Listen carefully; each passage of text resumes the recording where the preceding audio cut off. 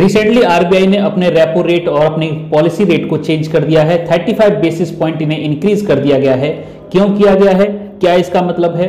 कहा जा रहा है कि मॉनेटरी पॉलिसी कमेटी है, इसका ये डिसीजन है। मॉनेटरी पॉलिसी कमेटी क्या है, इसको डिटेल में देखेंगे और ऐसी क्या जरूरत आने पड़ी कि हमें 35 बेसिस पॉइंट ये इंक्रीज करना पड़ा है अपना पॉलिसी रेट।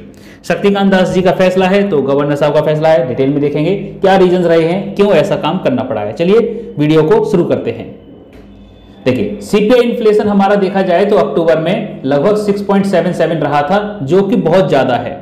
हालांकि 3 मंथ लो जरूर है, लेकिन अपने टारगेटिंग रेंज से बहुत ज्यादा है। हमारी टारगेटिंग रेंज क्या है? आरबीआई की जो इन्फ्लेशन की टारगेटिंग रेंज है वो है हमारी 2% टू 6%, यानी ये बोला जाए कि 4 + 2 -2, तो कितना होता है? 2% टू 6% तक ये हमारी इन्फ्लेशन टारगेटिंग रेंज रहती है। अगर इन्फ्लेशन हमारा 2% से कम होता है तो फिर आरबीआई कदम उठाएगी।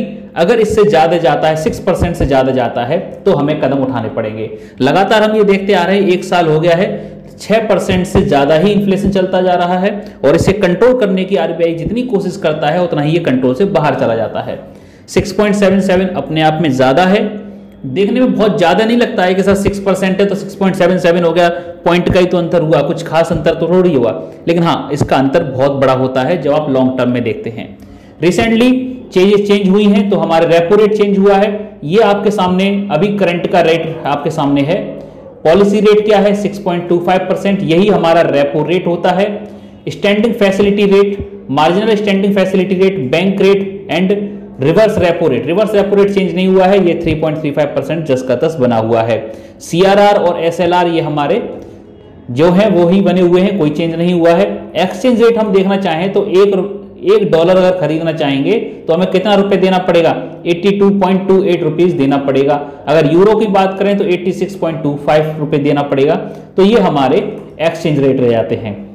जब भी आपका कोई एग्जाम होता है तो आप इनको देखकर जाइए, जो भी पॉलिसी रेट हैं आरबीआई के, इनको चेक करके जाइए। ये आपको वेबसाइट पे बड़े आराम से देखने को मिल जाएंगे।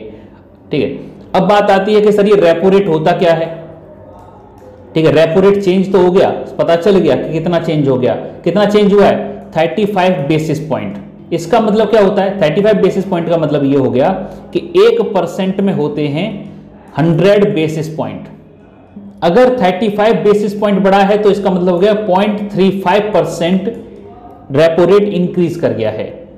अभी रेपो रेट क्या होता है भाई? बहुत लंबे समय से बात कर रहे हैं repo rate repo rate repo rate क्या होता है। देखो, तो बैंक को जब भी पैसों की जरूरत पड़ेगी किसके पास जाती है? आरबीआई के पास जाती है। आरबीआई ऐसे ही तो पैसे नहीं उधार दे देगा, बदले में इंटरेस्ट भी चार्ज करेगा। तो जो इंटरेस्ट आरबीआई द्वारा चार्ज किया जाता है उसे हम बोलते हैं रेपो रेट। ये रेपो रेट कौन पे करता है? बैंक पे करती हैं आरबीआई को, इसे हम बोलते हैं repo rate. Reverse repo rate क्या होता है? अगर कभी आरबीआई को पैसों की जरूरत पड़े और आरबीआई जाए बैंक के पास कि भैया हमको कुछ पैसे दे दो, तो अब इस केस में बैंक इंटरेस्ट रेट चार्ज करेगा और पे कौन करेगा? आरबीआई पे करेगा। तो इसे हम बोलेंगे रिवर्स रेपो रेट। ये रहा आपका रिवर्स रेपो रेट, ये चेंज होता है। अब जो चेंज किया जाता है रेपो रेट को, रिवर्स रेपो रेट को या और पॉलिसी रेट को कौन करता है? मॉनेटरी पॉलिसी कमेटी करती है। अभी मॉनेटरी पॉलिसी कमेटी क्या है? क्या ये आरबीआई से अलग होती है? नहीं, ये आरबीआई से अलग नहीं है। 2016 में आरबीआई एक्ट में संशोधन करके, आरबीआई एक्ट 1934 में संशोधन करके हमने इसे इंक्लूड किया है। कौन से सेक्शन में किया है? 45ZB में इसे इंक्लूड किया गया है। काम क्या होता है? ये एक इन्फ्लेशन टारगेटिंग फ्रेमवर्क है। इन्फ्लेशन टारगेटिंग फ्रेमवर्क, पहले इन्फ्लेशन को टारगेट करने का काम भी आरबीआई का ही होता था, लेकिन जो गवर्नर हैं ये अपने डिस्क्रिशन के अनुसार रेपो रेट को चेंज कर देते थे, या तो बढ़ा देते थे या घटा देते थे।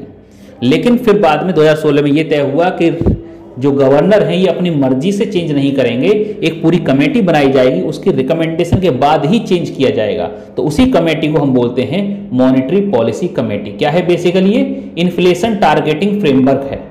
तो इसमें टोटल कितने मेंबर होते हैं? इसमें होते हैं 6 मेंबर। 6 मेंबर इसकी मॉनेटरी पॉलिसी कमेटी में होते हैं और एटलीस्ट 4 मेंबर्स हमारे होने चाहिए, तब इनका कोरम पूरा होता है। 4 मेंबर कम से कम होने चाहिए, तभी ये मीटिंग कंडक्ट हो सकती है। कौन कौन है इसमें मेंबर? गवर्नर ऑफ आरबीआई है, ये चेयरपर्सन होते हैं।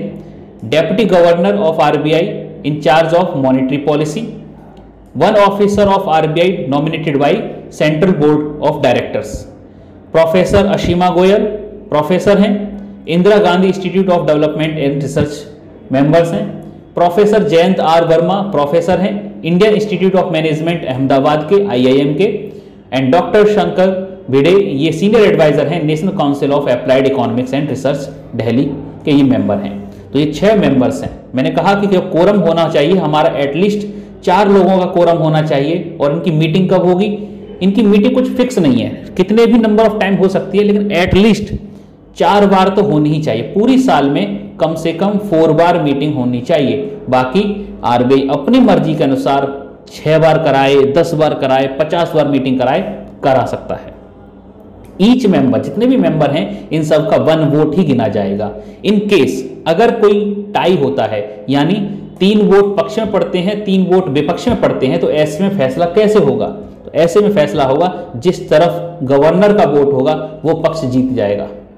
जिस तरफ गवर्नर का वोट होगा वो जीत जाएंगे। ठीक है, तो गवर्नर का वोट सेकंड वोट होगा, यानी कास्टिंग वोट होगा।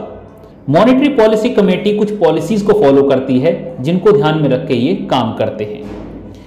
फेमस पॉलिसीज हैं dovish policy, hawkish policy and accommodative policy. News में अभी हमने देखा था कि जो आरबीआई है ये एकोमोडेटिव स्टैंस को चेंज कर रही है, विड्रॉ इट्स एकोमोडेटिव स्टैंस। ठीक है, majority of the view to withdraw the accommodative stance. अभी एकोमोडेटिव स्टैंस क्या होता है? यही होता है एकोमोडेटिव पॉलिसी। 3 तरह की पॉलिसी होती है, सबको डिटेल में समझ लेते हैं। एक होती है डॉबिस पॉलिसी। डॉबिस पॉलिसी, हमारा डॉब शब्द आया है एक पिजन से, व्हाइट कलर का जो पिजन होता है इससे ये शब्द आता है। तो जब भी इस पर हमला होता है तो ये हमेशा जमीन की तरफ भागता है। तो इसका ये मतलब होता है कि जो हमारे इंटरेस्ट रेट हैं ये क्या होने वाले हैं? नीचे की तरफ आने वाले हैं, यानी कम होने वाले हैं। अगर हमारी आरबीआई हॉकिस पॉलिसी को फॉलो करती है तो इसका मतलब ये हो गया कि इन फ्यूचर जो हमारे इंटरेस्ट रेट हैं ये इंक्रीज करने वाले हैं।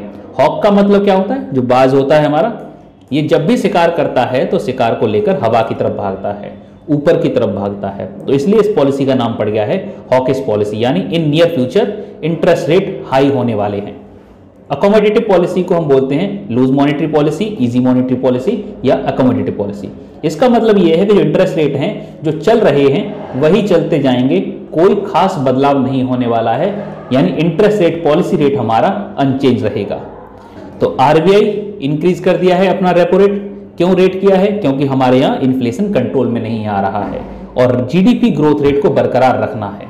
तो आरबीआई का कोर काम यही है कि इन्फ्लेशन को कंट्रोल रखना है। तो आने वाले फ्यूचर में हमको ये भी देखने को मिल सकता है कि हमारा जो एक्सचेंज रेट है ये और बढ़ जाए। अभी 82 पर चल रहे हैं, हो सकता है ये 83 और 84 तक भी पहुंच जाए आने वाले टाइम में। इंटरेस्ट रेट, अगर आपको कभी लोन लेना पड़े तो इंटरेस्ट रेट अब आपको ज़्यादा चुकाना पड़ेगा। ठीक है, इंटरेस्ट रेट महंगा हो जाएगा, लोन महंगी हो जाएंगी। तो आने वाले टाइम में और ये देखा जा सकता है कि और कठिन फैसले लिए जाएं, सरकार की तरफ से भी लिए जाएंगे और आरबीआई की तरफ से भी लिए जाएंगे। खैर, आज की वीडियो हमारे लिए इतना ही रहेगा। मिलते हैं किसी और नेक्स्ट वीडियो में। बहुत बहुत